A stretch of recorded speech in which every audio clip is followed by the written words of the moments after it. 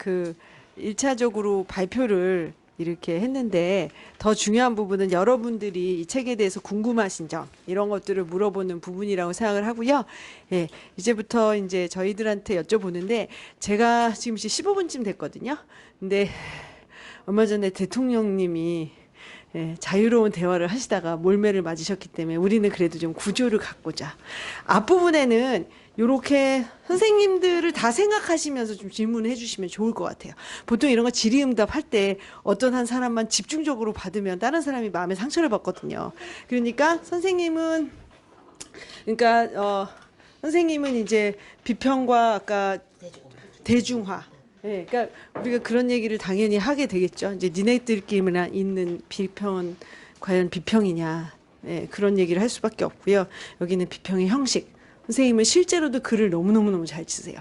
비평의 형식, 그다음에 그러니까 비평의 형식이 내용이나 역사적으로 바뀔 때도 있고요. 또 바뀌지 않는 걸 더 선호하는 사람도 있고 바뀌는 걸 선호하는 사람도 있고요. 그다음에 맨 마지막에는 비평의 경제적인 논리. 저 같은 경우에는 비평과 그러니까 젠더라든지 뭐 타자의 목소리 이런 식으로 하셔가지고요. 조금 골고루 질문을 해주시는 부분을 한 적어도 30분 이렇게 좀 쓰고요.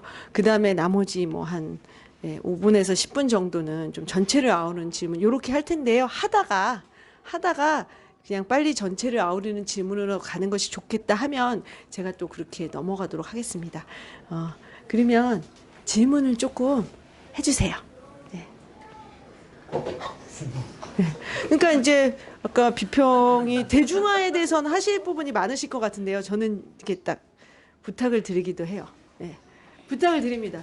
비평화 대중화에 대해서 어떻게 생각하세요? 왜 오셨어요? 왜 오셨어요? 이거 이제 좋은 일이라고 생각합니다. 네, 좋은 일인데 좀 잡으시고요. 좀 더 설명해 주세요. 그러니까 여기 왜 오신 거예요? 대표님이세요, 대표님. 그거는 다른 쪽으로. 그럴까요? 네. 그러면 여기는 작가분이랑 기획도 하시는 걸로 알고 있는데요. 제가 질문 드릴게요. 저한테요? 네, 신원쌤이 워낙 하시다가 실은 너무 발표 준비를 많이 하셨잖아요. 네, 제가 이렇게 마이크를 드릴게요. 그러니까 비평의 대중화 이런 얘기 해줬을 때 어떤 생각이 드셨어요? 이렇게 시작을 해야 돼요. 저는 김윤익이라고 하고요. 비평의 대중화. 그러니까 전 대중화라는 얘기가 나오면 이렇게 탁 머리가 하얗게 되는 그런 게 있어요. 대중화 너무 어려워서 어떤 부분을, 그러니까 대중이라는 어떤 대상이 되게 항상 막연하게 던져지잖아요. 저는 이제 개인 작가로도 활동하고 공간을 운영하기도 하는데 공간을 운영할 때 특히 그런 생각을 많이 하게 돼요. 이 전시를 누가 보러 올까? 이 보러 오는 어떤 타겟 대상? 곧 저희가 이제 앞 뒤에서는 이제 공간 지원금이라든지 제도 지원 얘기도 하셨는데 제도에서 많이 쓰는 말이 이제 타겟이잖아요. 어떻게 모객을 하고 어떤 타겟을 둬서 전시를 만들어야 이게 계속 지속성을 가질 수 있냐 이런 걸 저희에게 질문을 많이 해요. 거기에 대해서 항상 답을 해야 되는 거고요. 그 답을 쓸 때마다 그런 고민을 하거든요. 비평가들도 그런 고민을 하겠구나라는 생각을 저는 이번 기회에 더 하게 됐어요.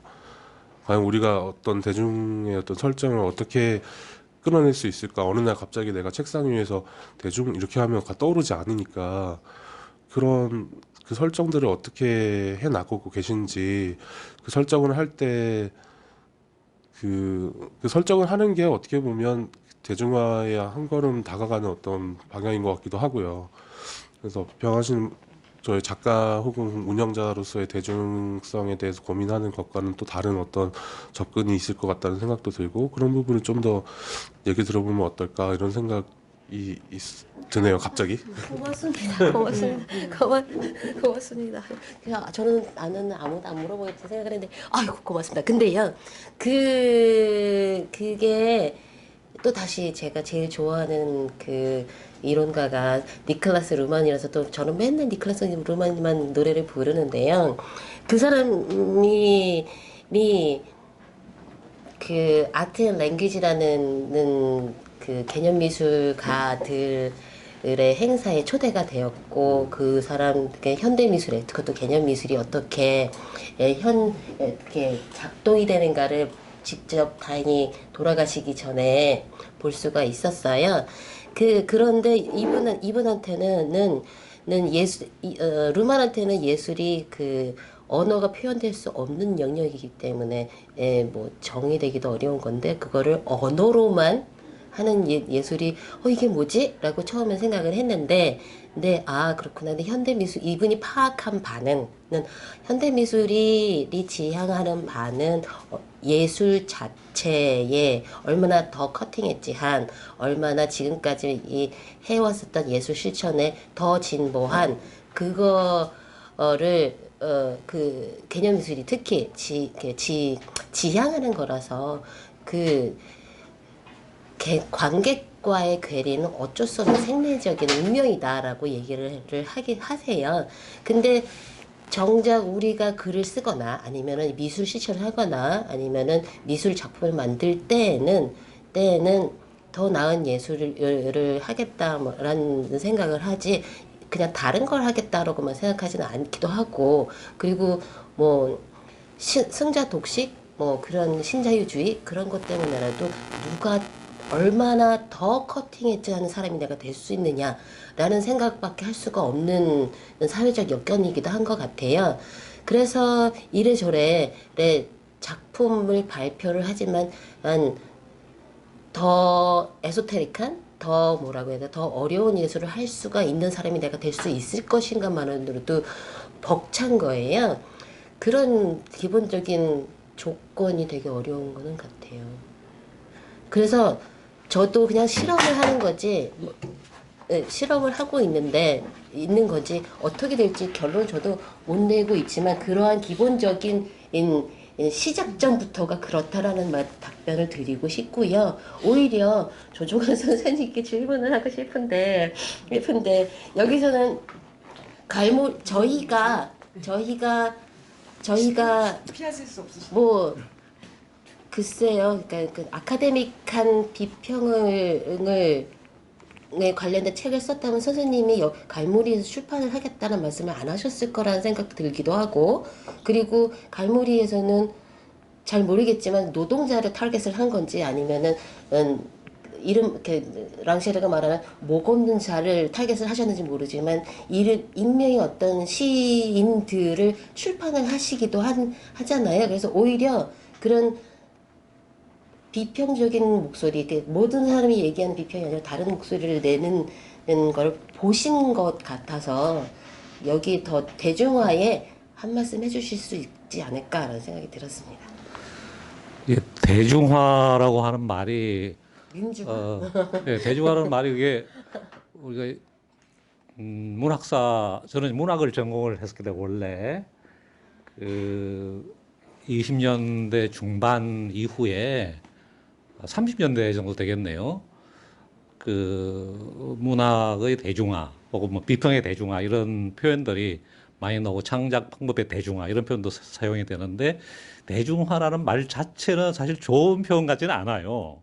왜냐하면 이게 이제 어떤 엘리트나 전문가가 있고 이거를 대중에게 넘겨주는 그런 식의 이제 위로부터 아래로의 방향성을 담고 있기 때문에 말 자체는 안 좋은데 그것이 담고자 하는 내용은 꼭 그런 건 아니라고 생각하거든요. 다시 말해서 그 비평이라고 하는 행위를 누구든지 그 할 수 있다.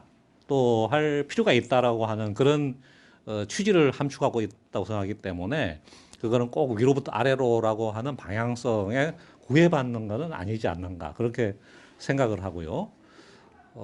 우선 비평이라고 하는 그 말 자체가 저는 이제 영어에서 보면 크리티시즘인데 그 말은 크라이시스, 그러니까 위기라는 말하고 긴밀하게 상관이 되어 있다고 생각해요. 그러니까 결국 크라이시스라고 하는 건 어떤 하나의 지속이 이렇게 분화되어 나가는 분기점, 나누어짐, 그거를 의미하는 것이고 결국 비평한다라고 하는 거는 하나의 작품에 대해서 뭐 칭찬하거나 비난한다거나 그런 행위를 하는 것보다는 하나의 창작이 주어졌을 때에 이 창작이 다르게 분화되어 나고 다른 흐름을 만들어낼 수 있는 길을 열어주는 행위라고 저는 생각을 하거든요.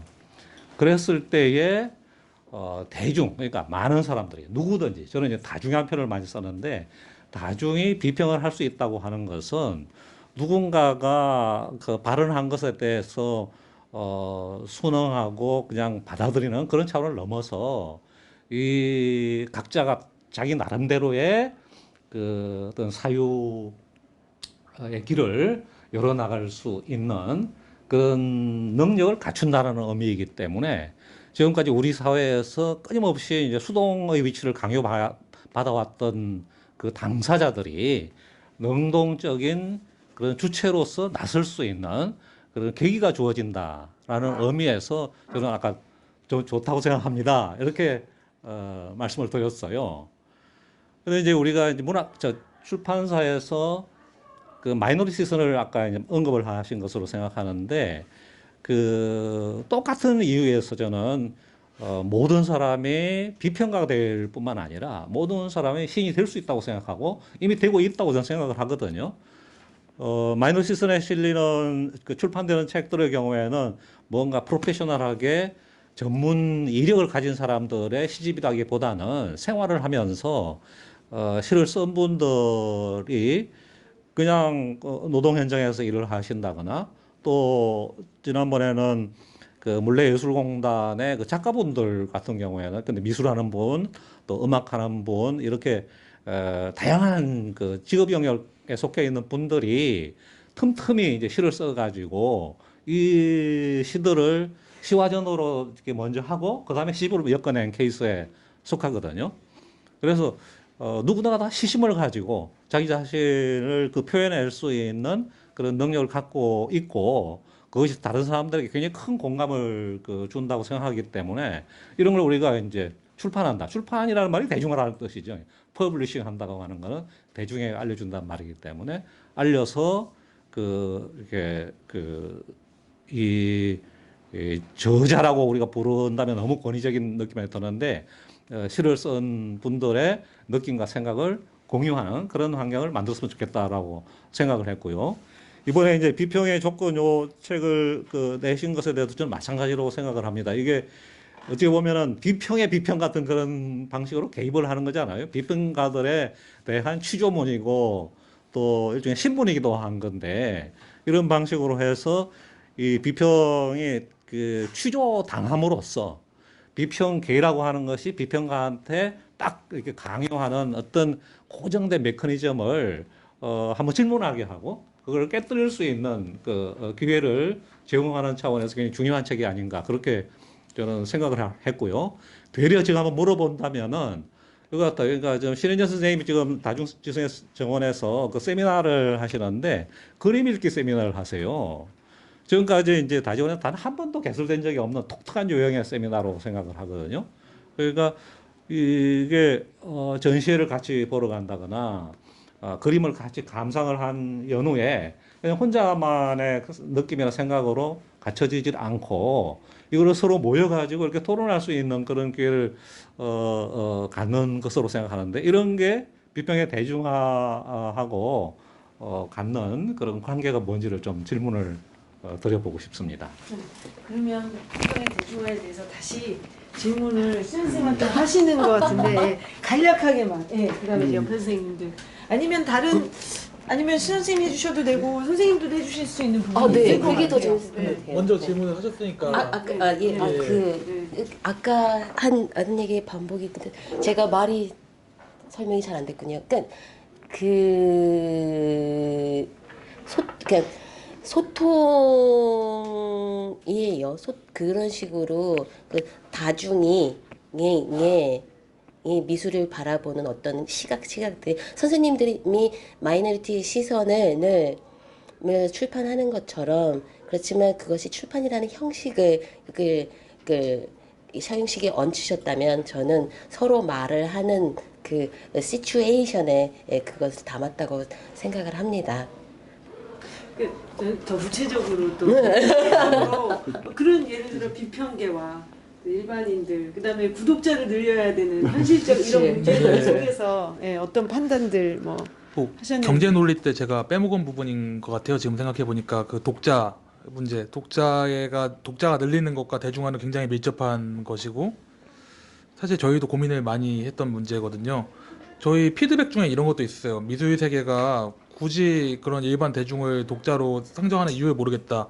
어차피 이 논의들은 대학원생 정도는 된 논의들 아니냐. 그냥 그런 거 쳐내고 가라라고 저희한테 말씀하신 분도 있었는데 그런 독자도 있는 것 같긴 해요. 분명히 어떤 특정 선생님의 글, 어떤 특정 주제의 글이 실리면 책이 더 많이 팔리긴 합니다.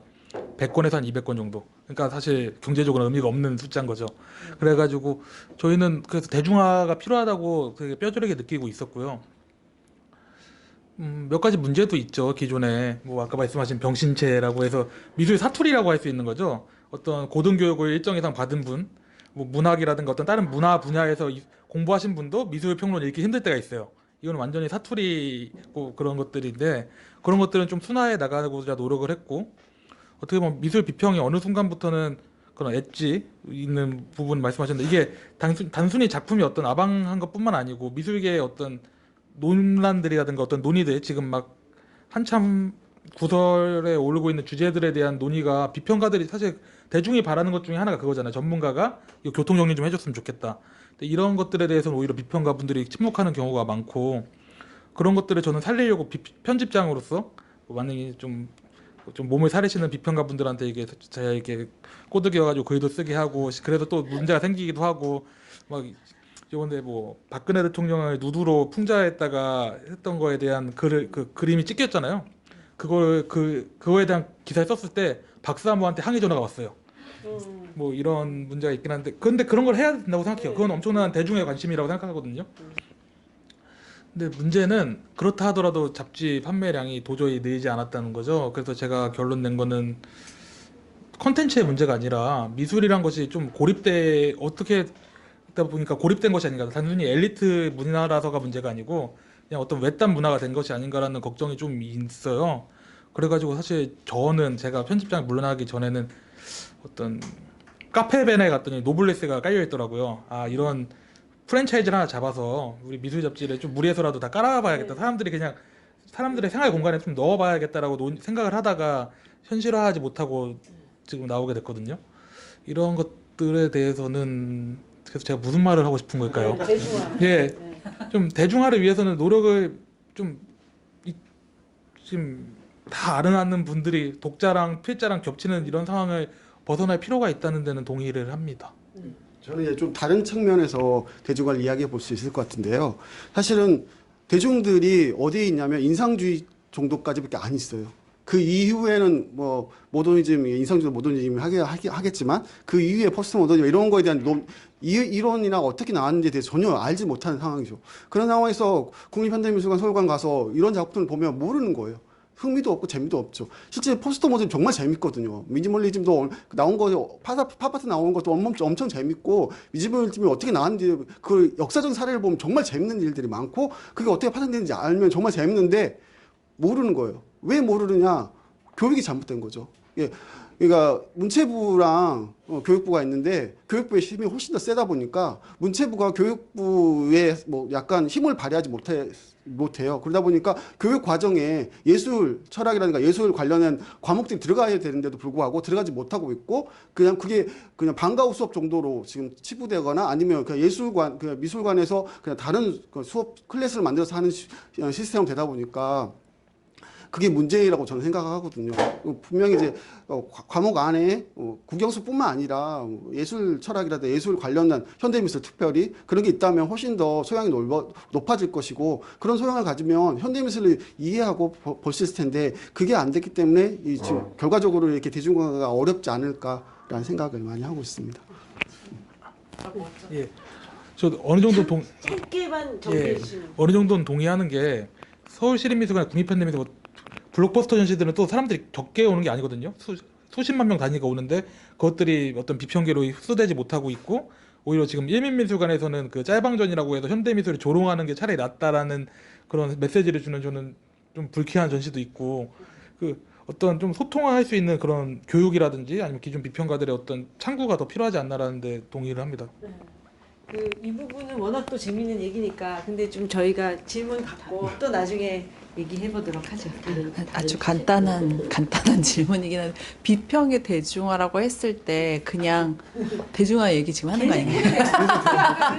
그리고 자연스럽게 넓은 주제로 가면 또 우리는 넓은 주제로 헤매는 거죠. 그러니까 그러니까 현대 미술의 대중화를 먼저 생각하게 되고 그러다 보면 예를 들면 대림에 엄청 비예술인이 엄청 많이 가고 예술과 디자인, 뭐 사진, 네. 패션 잡지 이런 것들 대림에서 하시는 하는 분들이 전시들 그러다 보니 어쨌든 대중들이 많이 가서 보고 그래야 이제 비평이 또 나올 거 아니에요. 그렇고 뭐 인스타라든지 이제 이런 걸로 전시를 직접 보지 않고 그런 매체를 보고 나서도 마치 본 것 같은 그런 그러니까 저도 아무래도 조금 뒷세대고 30대 초반이나 20대 작가들의 경우는 인스타 같은 걸 굉장히 잘 운용하고 그걸로 또 관객들을 많이 또 불러들이고 그래서 저는 근데 이러한 지점에서 그러니까 대림미술관이라든지 인스타나 이런 거에서 약간 우려의 어떤 느낌을 제가 가지고 있어요.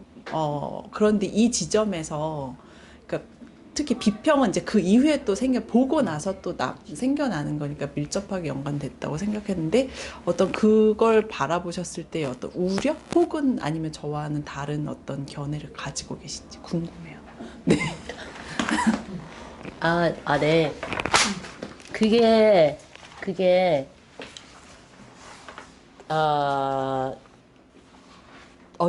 저한테는 어려운 질문이에요. 왜냐면요. 지금 아직 제가 이게 맞아라고 확신이 안 되는 지점을 딱 얘기를 하셨어요. 뭐냐면은 주체 철학에서 이게 그 평생을 주체 철학 얘기를 생각을 하고 있다가 주체를 벗어나는 기가 되게 지금 어려움을 겪고 있는 건데, 근데 지금 현재 상황이 그 일종의 대림이라는 파퓰리즘이거나 아니면은 하향 평준화된 어떤 것을 보여주는 것이 옳으냐 나쁘냐라는 얘기를 하시는 것 같고, 그거를 설득을 할 수가 있느냐라는 얘기를 하시는 것 같은데, 주체 철학이라든가 주체 타자에 대한 그 관계가 저는 세대가 같은 세대니까 저 자신의 어떤 주체에 대한 데 강한 의지는 갖고는 있지만 사람을 설득하는 게 불가능하다라는 걸 지금 저 자신이 이해하려고 되게 애쓰는 중이어서, 그래서 아까도 말씀드렸지만 해석만 가능하지 설득을 하는 거는 누군가를 억압을 하는 거라 그거를 피하는 거를 지금 생각 중이고 있습니다. 저는 잠깐 짧게 제 견해를 얘기를 하고 아니다, 미술 대중화 해야 된다고 생각하는 사람이 꼭 하나 나타나서 여기에 대해서 반론을 해주세요. 제 얘기는 이게 이제 미술계가 계속 고민하는 부분일 거예요. 필요에 의해서 우리도 사회적 역할을 회복해야 한다. 어떤 형태든지. 확장성에 대해서 언제나 고민하는 부분이 하나 있을 테고요. 근데 저는 이제 미술 교육도 문제고 온갖 것이 다 문제인데, 그 생각을 해봤어요. 그러니까 이제 결국은 대림을 가던 좀 퍼퓰리즘을 하던 꽃그림을 좋아하던 혹은 제가 미술관에서 강연 같은 걸 대중상대로 많이 할 거 아니에요? 그러면은 왜 한참 잘 듣다가 이제 이게 첫 수업에는 되게 이게 좋다가 제가 딱 이렇게 던져요. 저는 되게 어려운 미술만 강의할 테니까 나가실 분은 나가야 될지도 모른다고 이렇게 얘기를 해요. 그럼 실제로 좀 나가요. 그래서 이제 정리정돈이 되거든요. 첫 시간은 정말 미어터져요. 근데 중요한 건 이런 차이인 것 같아요. 저도 대중화를 하고 제 강의를 더 많은 사람이 들으면 너무 좋잖아요. 당연하죠. 그런데 꽃그림을 좋아하거나 예를 들어 특히 이제 대림미술관 같은 경우는 아예 전략적으로 대림미술관을 그 다음에 벤치마킹을 해서 다른 이제 중소 사립미술관들은 이렇게 사진을 찍는 곳을 따로 둬요. 기획자들이 아예 그것부터 생각을 하고요. 대만미술관에서 국립현대랑 같이 이렇게 해서 어떻게 하면 SNS나 이런 참여도를 늘릴까도 순전히 사진을 찍기 위해서 거의 전시를 활용하는, 그걸 위해서 결국 큐레이터가 어떻게 전시를 기획해야 돼, 거의 그런 수준으로 이야기를 하거든요. 이런 걸 봤을 때 단순히 안타까운 것보다도 결국은 예술로부터 원하는 게 다른 것 같아요. 그러니까 이제 예를 들어 꼭 그런 건 아니지만 예를 아주머님들이 꼭 그런 얘기를 하세요. 왜 나는 네가 하는 이런 어려운 미술만 봐야 되냐. 꼭 제가 하는 질문이 있거든요. 아니 근데 선생님, 근데 아주머님이라고 보통 뭐 사모님 하여간 예, 따님이요 미대를 나왔어. 근데 우리나라에서 살아나려면 작가들이 되게 좋은 데 유학을 가야 되거든요. 그래서 저기 바다 건너서 막 뭐 카라츠면 카라츠 예일이고 막 하여튼 돈을 다 긁어 모아가지고 유명 유학을 갔다 왔어요. 그러면 이제 그럼 어디서 전시를 해야 될까요? 그러면 국현에 전시를 해야지. 그래도 그러니까 어머님은 그 그림을 이해를 못 하셔도 따님이 어머님이 이해를 하실 수 있는 그림을 하면 좋을까요? 제가 그러거든요. 아, 이게 사람 사는 세상이래서 그렇지 않을까요? 그러면은 그럼 굉장히 아방가르드해질 텐데 내가 원하는 그림을 해야 되니까 유학을 갔다 온 딸을 아방가르드로에서부터 꽃 그림을 그리는 영역으로 가져오게 하실 건가요? 이제 그런 질문을 해요. 그러니까 이게 아무리 국현미에 전시하는 작가들의 부모님들이 대부분 작업을 자기 아들 딸들 작업을 이해 못하는 경우가 굉장히 많을 텐데, 그러니까는 제 생각에는 미술이 어떤 역할을 해야 되냐에 따라서 각기 다른 사회적 그룹들이 다른 것들을 상정하고 있다는 게 먼저인 것 같아요. 저는 강연 다니면 되게 욕 먹거든요. 근데 욕 먹는데 뭐 되게 욕하진 않지만 제가 이렇게 맞서서 꼭 이美术를 좋아하라고 설득하지 않아요. 저는 절대 설득하지 않아요.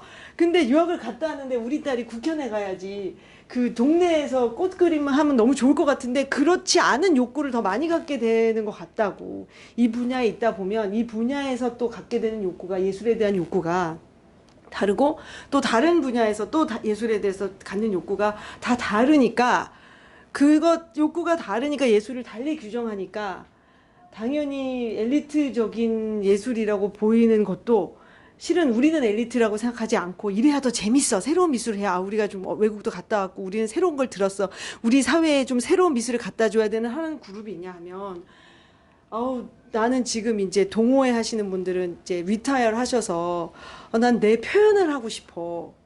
막 이런 분들도 있잖아요. 제가 연예인 작업도 비평해달라고 한 적이 있는데 그 연예인들은 대부분 집에 그냥 가만히 있잖아요. 근데 제가 느낀 건 표현 욕구는 굉장히 많은 사람들이에요.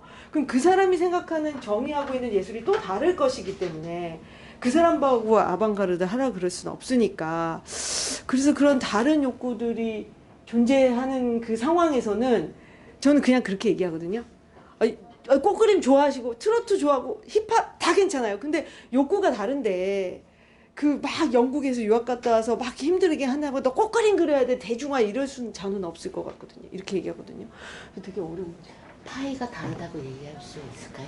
그러니까 파이가 다른데 솔직히 그거는 우리가 대중화까지 생각하면 파이라는 건 보통 그 권력 구도에서 얘기하니까 일반 관람객 입장에서 꼭 파이 내가 지금 이렇게 관람객 전 세계의 구조가 뭐 문체부가 상정하고 있는데 10만 명인데 나는 이 파이를 차지하고 있어 이렇게 문화 전체적으로 생각하기는 힘들 것 같아서 근데 제가 하여튼 요번 주에도 수요일 날 서울대 미술관을 가긴 했는데 막 설명을 잘 해드리는데 그러나 지금 미술은 너무 소외돼 있어요. 대중으로부터 그렇게 멋있게 말씀하는 아저씨가 있으셨어요. 그래서 제가 그 아저씨한테 뭐라고 대답을 해야 하나. 그러니까 근데 이게 다 욕구가 다른 거는 확실히 제가 느껴요. 그러니까 실은 지금 말씀하신 대로 제가 팝아트를 목숨을 걸고 이해를 시켜요. 대중한테 목숨을 걸고 이해를 시키는데 이 사람은 미술계의 권력구도나 미술의 정의가 자기 삶에서 가장 중요한 부분이 아닌데 우리가 대중을 끌어올려 그러면 대중들도 그런 고민이 되게 만들어야 되는 건데 그들의 머리 아픈 삶 속에 과연 그거를 그들의 되게 중요한 쟁점으로 만들 수 있느냐. 그러니까 어디까지 생난리를 쳐야 되지? 막 이런 그런 고민에 빠져요. 네. 그리고 아니다. 대리미술관 짱이다. 그렇게 해야 한다. 혹시 없으세요? 시간이 많이 지났으니 경제 논리로 넘어가는 게 나을 것 같은 느낌이 44분이 되다 보니까 제가 문제예요. 이제 어차피 형식과 네, 경제 논리 그 얘기 하시다가 붙어 있는 것 같아요. 네, 그리고 형식 얘기도 하셨어요. 형식과 경제 논리 붙어 있는 것 같아요. 제가 보기에는요. 어느 정도. 왜냐하면 형식을 이렇게 하는 건 많은 사람한테 보여주기 위한 상황이니까 경제 논리랑 연관되어 있어서. 제가 선생님께 질문 드리는 그러셔도 돼요. 방금 그거랑 연관된 이야기일 수도 있는데요. 그러니까 설득이 거부하거나 안 된다라고 하셨잖아요. 전 반대로 영업이 된다고 생각을 해요. 영업이란 말을 쓰시는 분들 모르시는 분도 있을 텐데 내가 좋아하는 거 상대방 좋아하게 만드는 거잖아요. 결국에 설득이란 것이. 저는 영화를 되게 좋아해서 영화는 좀 미술 현대 미술과 좀 다른 부분이 많지만 그래도 거치게 비유를 들어보면 정성일 같이 어려운 비평을 쓰신 분이 있고 이동진 같이 조선일보 기자 출신으로 완전 대중적인 비평가가 있는데 한국 미술계 이동진 같은 비평가가 가능한가에 대한 의문 저는 항상 관심이 있어요. 왜냐하면 제가 책을 만들고 많은 불특정 다수의 독자로 염두에 둔 책을 수천 권씩 만들다 보니까 왜냐면 이동진과 같은 사람도 이동진 같은 분은 트랜스포머도 막 열심히 막 글도 쓰시고 하지만 결국에 그분도 나는 예술 영화 좋아해. 너희들 이 영화만 보지 말고 요거보다 조금 어려운 좀 더 그 영화사에 대한 맥락이 필요한 요 영화도 보고 요 영화를 보다가 보면은 칸 영화제에서 왜 이 영화에 상 주는지 알게 될 거야. 이런 식으로 자꾸 이렇게 끌고 오려고 하는 욕망이 글에 분명히 있거든요. 만약 과연 미술계에서는 이런 것이 불가능할지. 아 맞아요. 그래서 죄송합니다. 저희 까먹었는데 정민영 선생님도 소설가를 미술을 쓰는데 일부러 그런 저자를 컨택을 하셨대요. 예전에 잡지하실 때도 그런 소설가나 이런 걸 네. 저자를 하려고 하셨던 부분이 있죠. 그것도 좀 말씀해 주시면 좋을 것 같은데요. 고려가 부족합니다. 그리고 이제 그러니까 이동진 얘기를 하시니까는 이렇게 이제 LG U+라든지 이런 대기업과 합쳐져서 그런 욕망들은 계속 있어왔죠. 뭐 네이버도 그렇고 아마존이 미술 시장에 침투한다 뭐 그런 얘기도 있어서 한때 2000년대 후반에 그런 거 했었었어요. 아까 선생님 말씀하신 대로 이 홍대 앞에 있는 갤러리들이 그 싸이워드 이런 데서 사람들 모아서 인사동에 있는 전시 같이 돌아다니는 그런 그러니까 작은 몸짓들을 했고 그다음에 그 친구가 그게 끝날 때쯤 G마켓이랑 같이 연계해서 미술 시장을 하려는 그리고 이제 인터넷에 이미지 올려놓고 사람들 투표하게 하고 뭐 그런 건 미술에서도 실제로 있어요. 근데 이제 이게 지금 말씀하신 실질적인 영업으로 그러니까 적어도 사람들로 하여금 다양한 미술 작업을 그러니까 꽃그림 말고 다양한 미술 작업을 자주 보게 할 수 있는 기회를 확충할 수 있는 경제적 여건이나 뭐 그런 네트워크가 가능할까 그 질문일 것 같은데 일단 우리나라 대기업이 공연 예술을 훨씬 사랑하는 건 알려진 사실이니까 네 그렇죠. 아니에요 죄송 안 해요. 대중성 얘기는 아닌데 다 연결되어 있는 것 같아서 저도 고민을 하고 있는 게 많아서 같이 얘기했으면 좋겠다는 생각이 드는데 제가 요새 가장 흥미롭게 좀 보고 있는 거가 피겨스 오브 스피치라는 버즈라블로 전시예요. 그 사람 그냥 디자이너거든요. 그 나이키랑도 협업을 하고 전 세계적으로 브랜드하고 이제 협업을 막 하고 요새 계속 전시를 하는 작가인데 작가가 아니죠. 디자이너죠.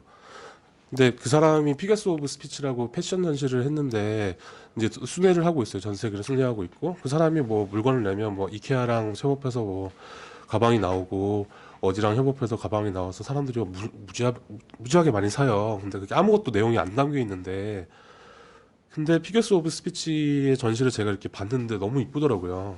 전시가 너무 좋았어요. 제 개인적으로 봤을 때.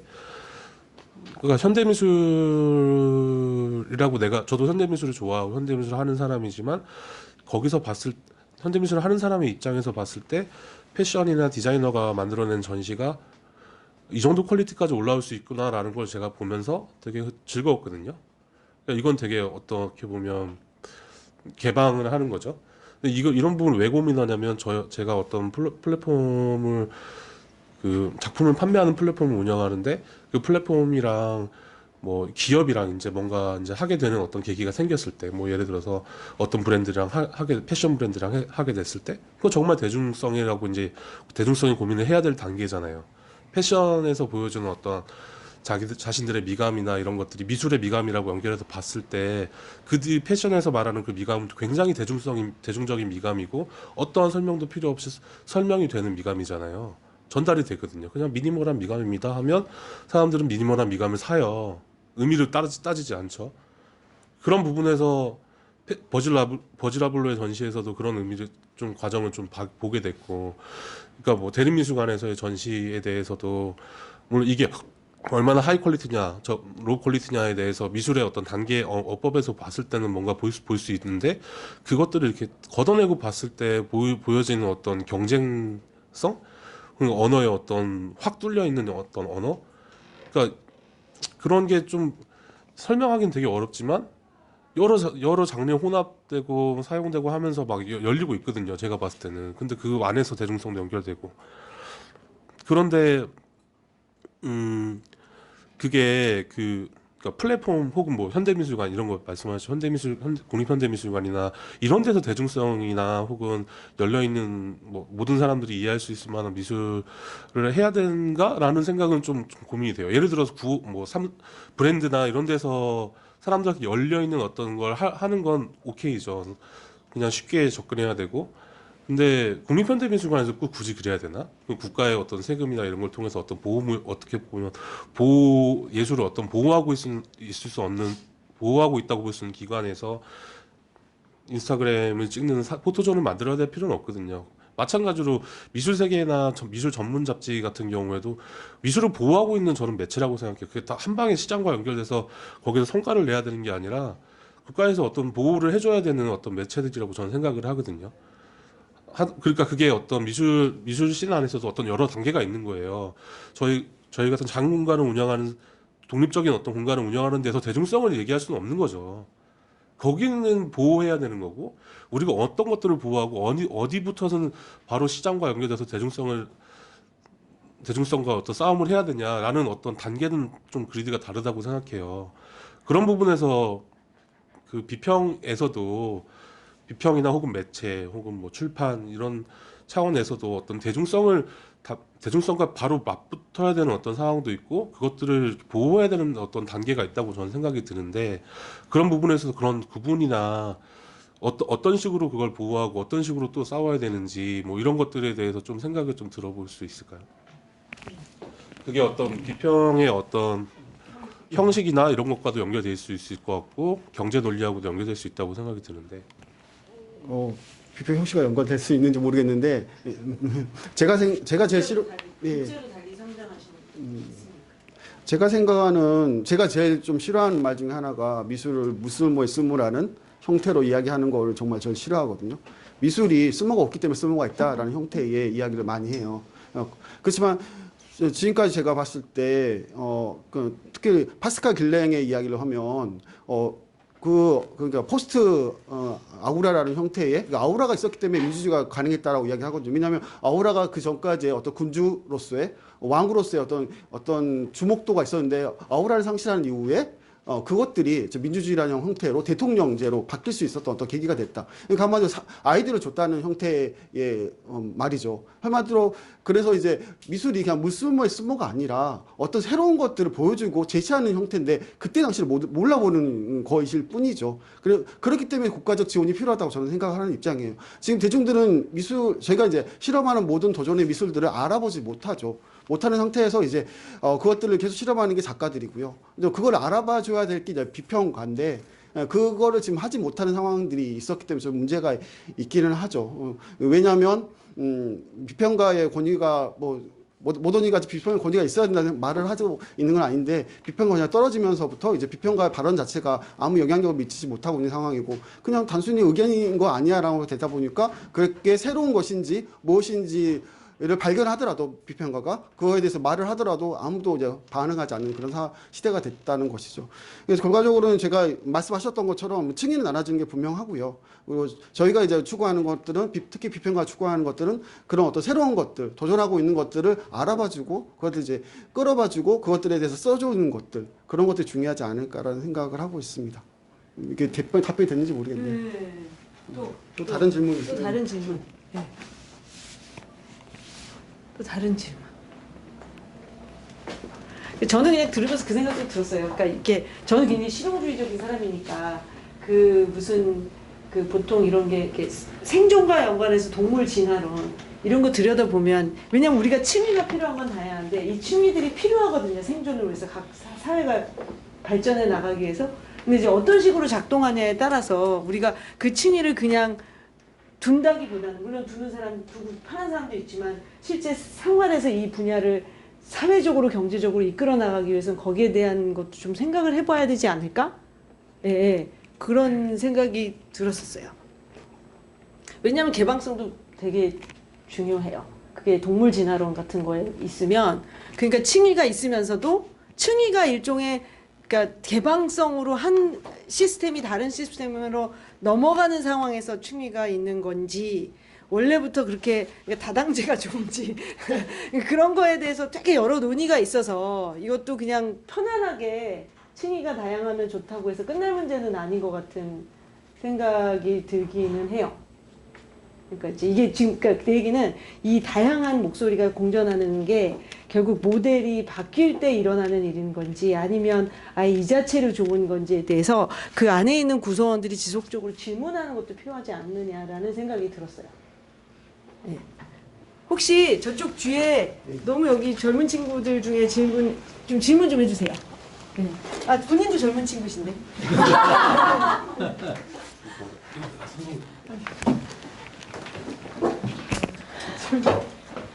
질문 좀 누가? 네, 뭐 궁금하신 거 아무거나 뭐 너무 네. 무겁지 않은 것도 괜찮습니다. 마이크를 잡으신 분이 하셔야 돼요. 왜냐면 그 이영주 선생님 그래서 마이크를 잡으면 자기 과시에 그렇지 않거나 본능이다. 글쎄요. 그 소리는 안 나는데 그냥 녹음만 되는 거예요. 얘기를 해야 될지는 잘 모르겠는데 약간 대중화라는 그 단어라고 해야 되나요? 그 개념이 조금 그 얘기를 하시다 보면 이렇게 두 가지로 이렇게 나뉘는 것 같아요. 미술의 민주화 아니면 뭐 비평의 민주화라든지 그러니까 뭐 자기가 자기 얘기를 하고 싶은 얘기를 하고 이제 그것이 서로 받아들여지고 이제 논의가 이제 부드럽게 되고 그런 것들이 있고 그리고 또 이제 또 다른 뜻의 미술의 대중화는 이제 뭔가 이렇게 엘리트주의적이라든지 아니면 새로운 길을 개척하는 사람들의 어떠한 것들을 이렇게 그 밑으로 전달하는 그런 식으로 좀 나뉘어지고 있다고 저는 생각이 들었고 그런 좀 그러니까 저도 제 의견을 잘 모르겠는데 그러니까 좀 어느 정도 그 대중들이 그러니까 열망하는 것들을 좀 노려볼 필요가 있지 않나 그런 생각들을 해요. 저는 좀 완전 나눠져 있다고는 생각이 안 들거든요. 그러니까 그 대중들이 뭐 꽃그림을 지향을 할 수도 있지만 뭔가 이렇게 특별해지고 싶은 욕망들이 뭔가 미술에 있다라고 생각을 해서 계속 미술에 이제 집착을 하게 되는 것 같기도 하고 그래서 이제 좀 뭔가 특별한 것을 어떻게 이용을 할 수도 있지 않을까? 그냥 그런 생각까지만 해봤어요.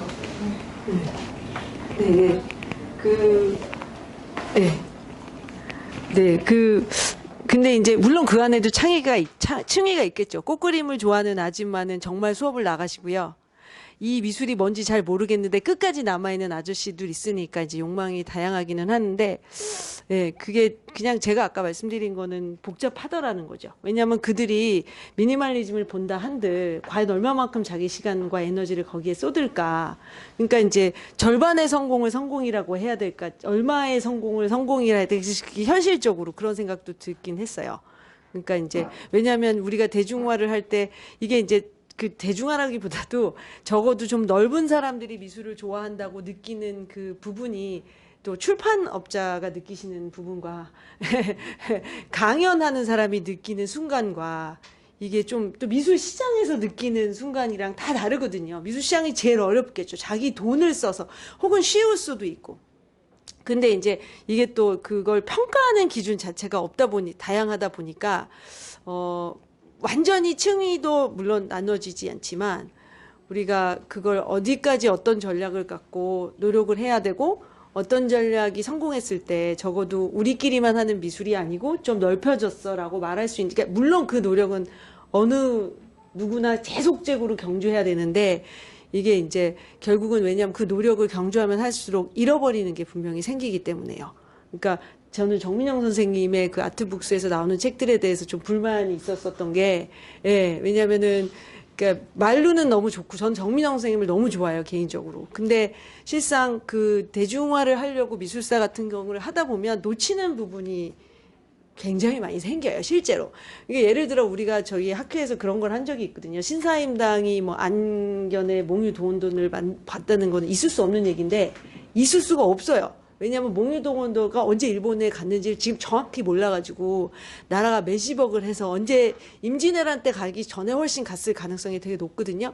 그래서 역사적으로 전혀 그런 데다가 계층적으로도 너무 달려서 안양내가 그 그림을 봤을 가능성은 없지만 실제로 여러분 아시겠지만 만화나 3, 4학년 아이들 영상 거기에는 그냥 그렇게 사실로 받아들여진 상태예요.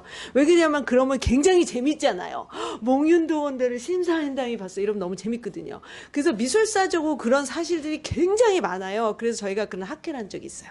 그러면 이제 이거를 바꿔준들 누가 들을 것이냐부터 시작해서 재밌는데 그냥 그럴지도 모른다라고 계속 냅둬야 되느냐. 그러니까 이제 예를 들어 하다 보면 이게 다 영역이 다르지만 희생되는 부분이 있어서 또 그런 것 같아요. 이게 꽁적고 이렇게 희생되지 않는 맞아요. 부분이 있으면 참 좋은데, 예, 너무 희생되면 그런 부분이 있는. 근데 이게 내 생각에는 뭐 비평의 영역은 다르고 또 출판의 영역은 다르고, 예, 그래서 아까 말씀하신 대로 이게 얘기하면 할수록 복잡하긴 한데 제가 아까 말씀드리는 거는 이제 강연하다 보면 그런 부분에 그러니까 최선을 다해서 이해시키려고 그러고 노력은 하고 뭐 별놈의 말도 안 되는 인용을 많이 쓰기는 하는데요. 분명히 제 스스로도 이렇게 희생하는 부분들이 생기는 것 같아요. 그 희생을 어떻게 할 것이냐, 이 희생이 과연 누구를 위한 희생이냐, 이제 이런 질문에. 예. 그 대중화라는 말을 네. 누구나가 이해할 수 있는 예. 그런 의미로 쓰는 건가요? 유통 범위를 넓힌다라는 의미로 그 말을 쓰는 선생님께서 아까 대중화보다는 다중화. 다중화가 맞지 않느냐 했는데 속으로 심지어는 수업 시간에 말을 해놓고도 다중화라고 하는 대중화라고 쓰다니 정말 내 생각 그러네요. 다중화가 더 맞는 얘기인데. 맞는 말이에요. 예. 그러니까 대중화라는 거는 지금처럼 대중화라는 단어 써버리면 하향 평준화를 걱정하는 게 생길 수밖에 없어요. 그렇지만 다중화라는 말을 쓰면 어쨌거나 소비자 수용자의 선택에 맡기는 거가 되는 거라서. 근데 이제 다중화라는 말을 우리 엄마한테 얘기하면 못 알아듣겠죠. 그렇죠. 그러니까 이게 언어가 그 영역이 있는 거예요. 틈새가. 그러니까 이제 대중의 영역에 가서 이제 강연을 하다 보면 그 틈새를 막 뭐 온몸을 다해서 하는데 이제 아예 그렇게 꽃그림 좋아해서 나가시는 분은 되게 편해요.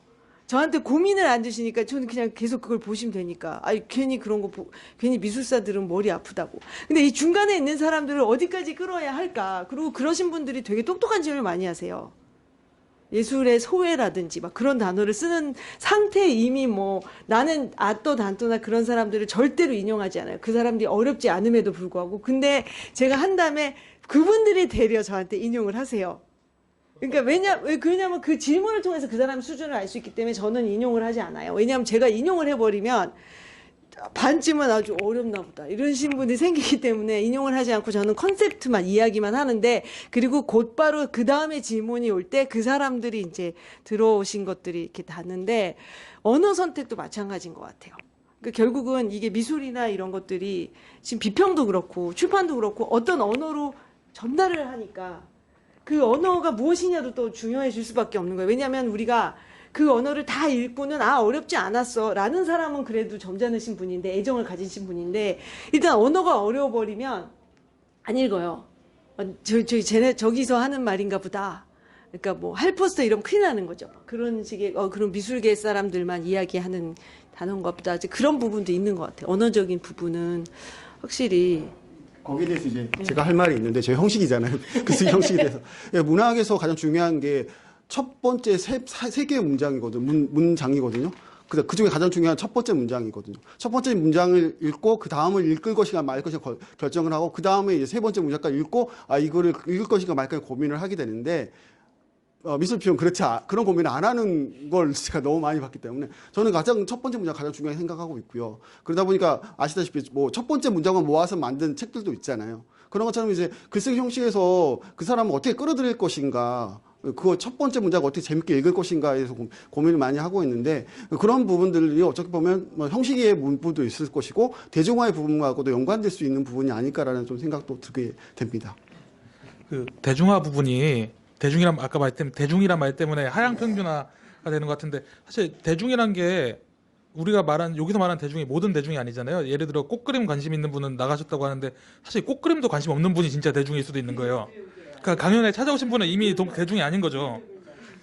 그렇기 때문에 저희는 어떤 각자의 입장에 따라서 예상 독자, 예상 관람객을 둘 수밖에 없고 그게 대중이 되는 거라고 생각을 하고요. 그걸 늘리고자 하는 노력인 거지 저희가 모든 사람에게 이해시키겠다, 모든 사람을 끌고 오겠다라고 생각하시는 분은 여기 없을 것 같아요.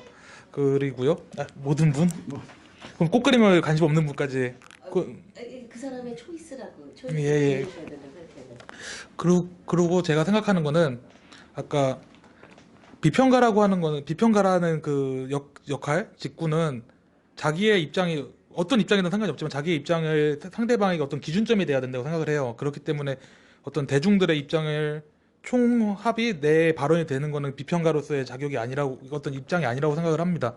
대신에 내가 갖고 있는 것은 대중의 입장과 별개로 자신이 좋은 것, 자신이 옳다고 생각하는 것이 있는데 자신의 예상 대중들에게 그 단어라든가 문장을 통해서 가능한 끌고 오게 하는 그런 노력이 되게 중요한 것이지 않나. 대중화라고 했을 때 마치 무슨 상업적으로 모든 걸 하려고 하는 그런 의미로 사용되지는 않는데 자꾸 그쪽으로 흘러가게 되는 것 같아요. 대중이란 단어가. 좀 그런 부분을 말씀드리고 싶었습니다.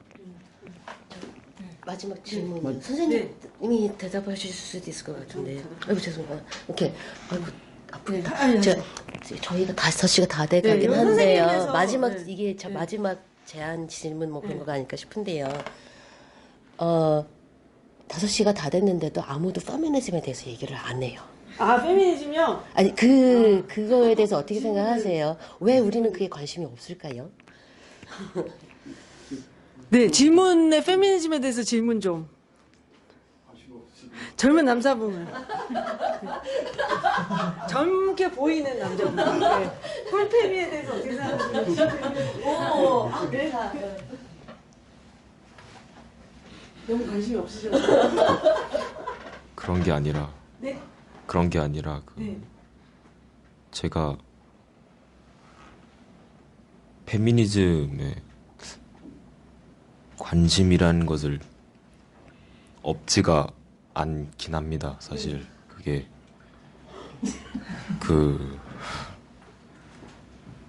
주로 제가 페미니즘이라고 했을 때 그런 페미니즘이라는 표현보다는 여성과 관련 이슈라고 할까요? 페미니즘의 이슈라고 하는 표현이 나을 것 같습니다. 아니 젠더 이슈라고 해야 그게 더 나을 것 같은데 그런 이슈들을 보는 곳이 이제 주로 페이스북이나 아니면 그렇게 보는데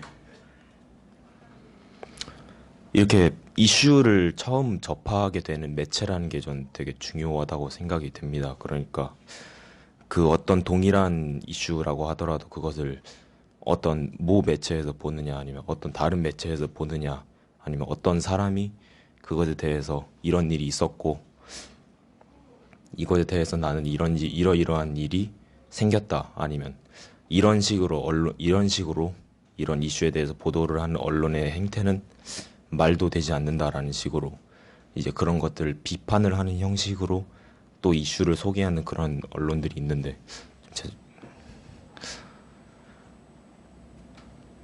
만약에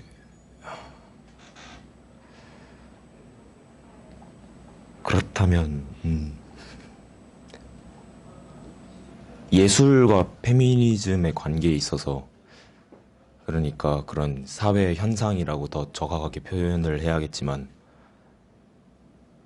어디가 주체인지는 예술가가 자신의 작품에서 표현을 하는 것이고 그리고 아무리 예술가가 그렇게 유도를 했다고 하더라도 그런 어떤 의도하는 마음을 가지고 있다고 하더라도 그것이 어떻게 의미가 되는지는 또 그런 예술 작품들을 보는 비평가들의 시선이나 아니면 그런 비평가들의 시선과는 별개로 그것이 그 예술 작품이 작가의 의도와는 또한 또 별개로 이제 대중에게 어떤 식으로 보여지고 느껴지게 되느냐가 또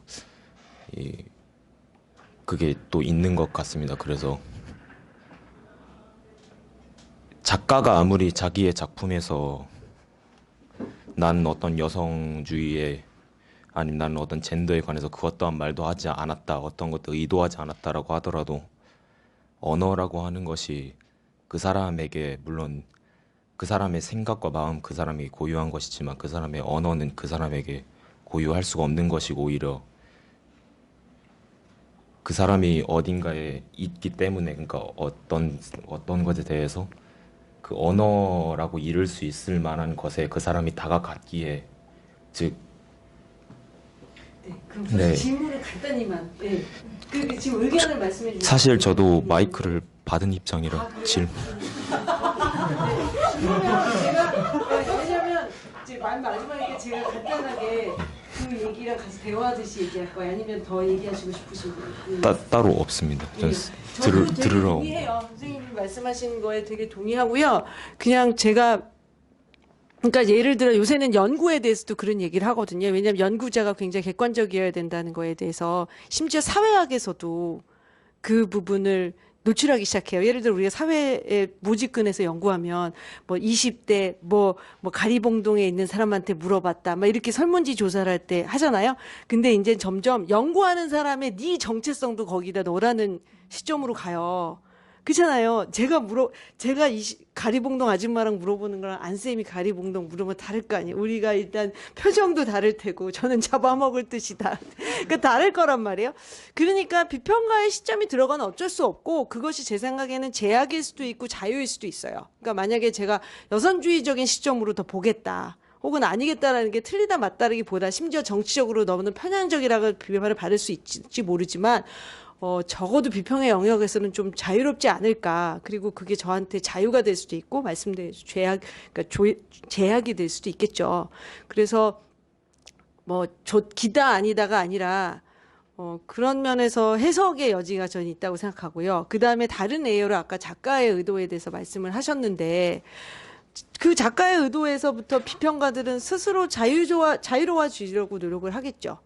네, 그러니까 그게 이제 제약이 될 수 있어요. 왜냐면 인간끼리 만나서 이야기를 했으니까 선생님 저 페미니즘은 절대로 안 돼요. 그러면서 온갖 이야기를 했어. 제가 페미니즘으로 어떤 사람이 썼는데 그것 때문에 전시를 못했어요라고까지 울며 불며 저한테 얘기했으면 제가 영향을 받긴 하겠으나 대부분의 경우에는 비평가는 최대한으로 어떤 형태로든지 제가 좀 자유롭게 해석하려고 하겠죠. 근데 저는 이 부분이 하나 있어요. 작가의 경우에는 작가가 그것을 의도하지 않았던지 간에 자기 작업을 사회적 영역에 내놓는 거잖아요. 저는 그렇게 생각하거든요. 저는 동호회랑 자기를 스스로 작가라고 선언한 사람이 좀 다르다고 여기는 부분이 있어요. 그게 이제 대중화나 다중화 얘기할 때도 좀 복잡해지는 측면이 있는데 의식적인 행동이냐 아니냐를 전 되게 중시해요.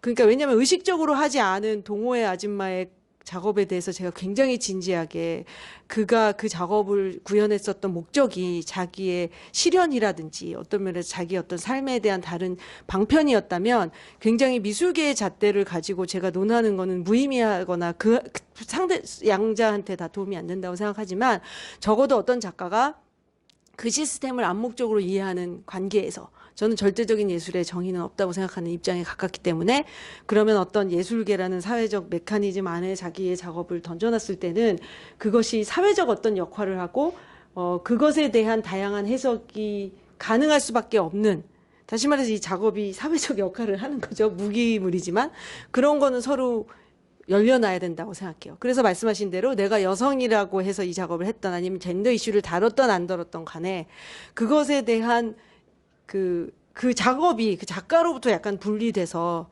그 스스로의 삶을 저는 살아야 된다고 생각하기에 물론 개인적으로는 내 작업을 왜 이렇게 썼냐라고 화낼 수 있으나 그래도 어느 정도 자율적인 그 작업의 삶과 죽음을 작가로부터 분리시킬 수 있는 그러한 자율성이 있는 것이 비평적 활동을 가능하게 하는 성숙한 사회가 아닐까.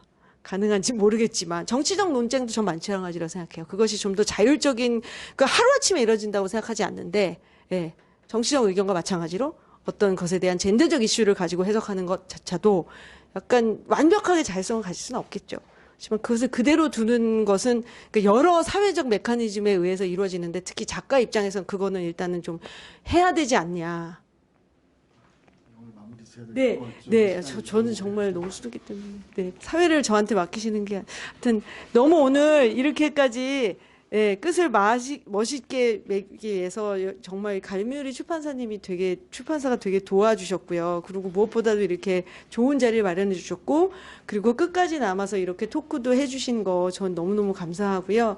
특히 오늘 참여해 주신 특히 뭐 저희 책을 프로모트하고자 참여했지만 예, 여기 정말 백 편집자님을 앞으로 잘 기억해 주셨다가 예, 그가 앞으로 미술계에서 활동할 때 막 무조건 좋아요를 눌러주시기를 예, 부탁드립니다. 감사합니다. 네, 네, 네. 네. 예, 저희 책 편집해 주신 김정현 선생님께도 정말 감사드립니다. 네. 수고하셨습니다. 감사합니다. 예.